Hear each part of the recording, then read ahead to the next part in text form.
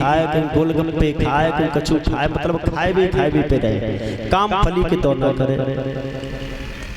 तो किसान रहे बेचारे ने धान पैदा करो और कुछ धान अगली साल बोने के लिए कुठला में भर के रख दिया और कुछ घर में खाने के लिए रख दिया। वो स्त्री जो थी ना, वो खीर बहुत खाती थी, उसे खीर अच्छी पसंद थी।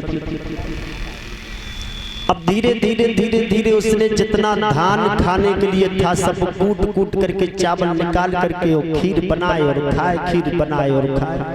अब धान घर में जो खाने वालों है तो वो सब खत्म है गो।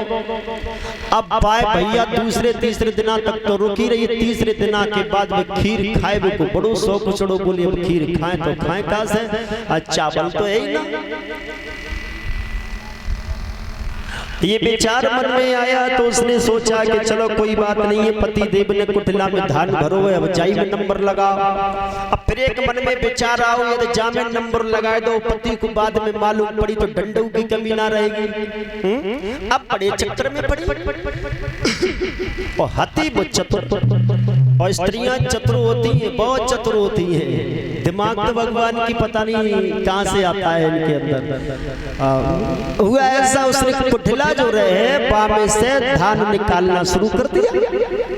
धान निकाले, कूटे और भूसी जो हथी वो ऊपर से कुठला में डाले, चावल की खीर बनाए और खावे।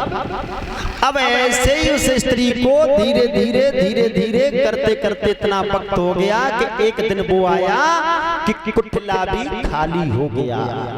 जो भूसी ऊपर से डालती थी वो एक दिन भूसी नीचे से निकल पड़ी। बहाने सोची गजब है, अब क्या होगा। अब कुठला में धान रहा नहीं, सिर्फ भूसी भूसी ही भरी। अब सोचे बड़ी चिंता में व्याकुल रही, अब करे तो करे कहा। पति को पता चल गया तो मारू की कमी ना रहेगी।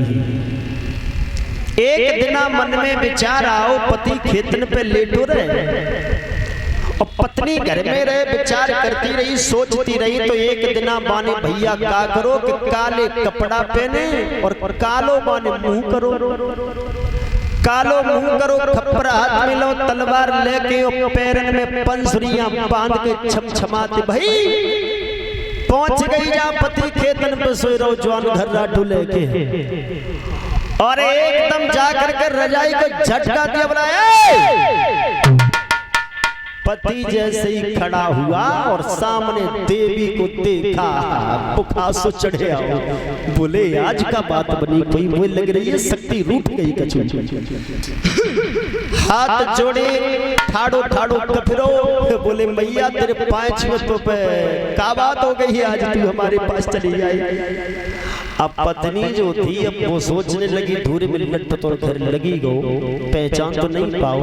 और छमछमाए के पंसुरियां बजाते भाई बोली सुन, तुझसे बहुत बड़ी भूल हुई है, तूने पूजा नहीं दी।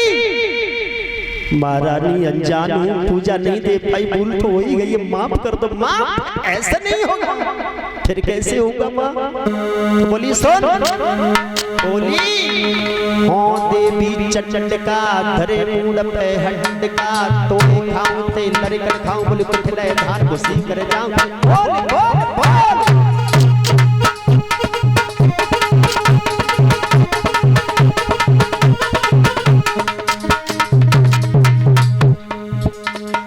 काली के भेष में पत्नी पति से बोली हो देवी चंडका धरे मूड पे हंडका, बोले कोई खाऊं ते लड़कन खाऊं, बोले कुठले धान घुसी कर जाऊं।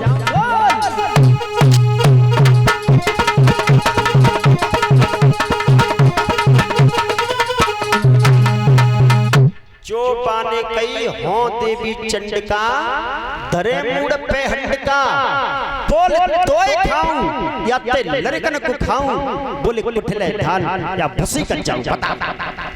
अब पति ने जो सुनी के हमें और लड़कन को खा रही, भगवान मैया एक काम कर, का हमें छोड़ दे, हमारे बाली बच्चन को छोड़ दे, टम्पुआ की मम्मी को छोड़ दे, और कुठला में जितनो धान भरो तो मैया को भूसी बना।